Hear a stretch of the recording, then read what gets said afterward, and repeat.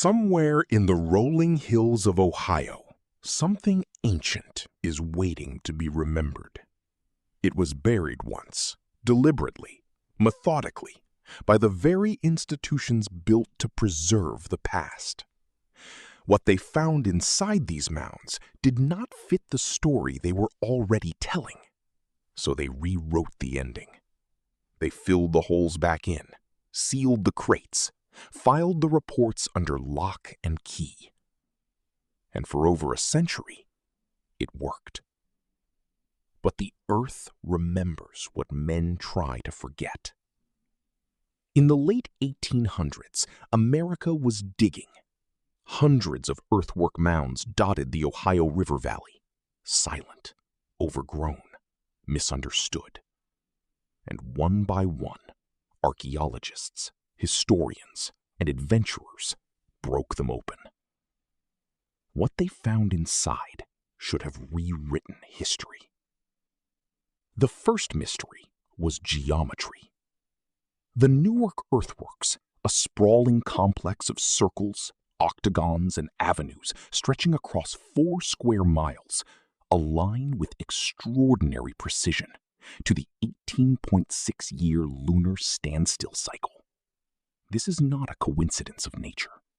This is intentional knowledge, passed down across generations, encoded permanently into the landscape itself.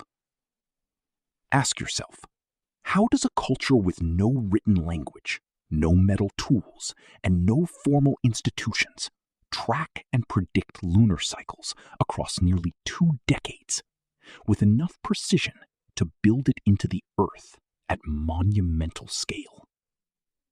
The second mystery was what they found inside the mounds. Pure copper breastplates, ceremonial tools crafted with metallurgical skill that shouldn't exist at that period in history. Carved stone tablets bearing symbols that have never been fully decoded. And then, the bones. Local newspaper archives, field journals, town historian records from across Ohio, Indiana, and West Virginia. All of them, independently, describe the same thing. Skeletal remains measuring 7, 8. In some reports, over 9 feet in length. Not one account. Not 2. Dozens. Today, if you walk into any major American museum and ask to see these remains, you will be met with silence. To understand where the evidence went, you have to understand the world it disappeared into. In the years following the Civil War, a new America was being constructed, not just in steel and railroad tracks, but in narrative, a controlled official story of who built this land and when and how. The founding myth required a blank slate, a continent waiting to be discovered, a wilderness without history. Evidence of a sophisticated pre-contact civilization, a culture capable of continental-scale engineering, advanced astronomy, and multi-generational institutional knowledge was a direct threat to that story. And so, it vanished. Local accounts from the period describe the same pattern repeating across different sites. Excavation would begin, anomalies would surface, and then, quietly, quickly, orders would come from the top. The dig would be closed, the artifacts crated and shipped, the mound filled back in. The official report would record, nothing of significance found. Nothing of significance.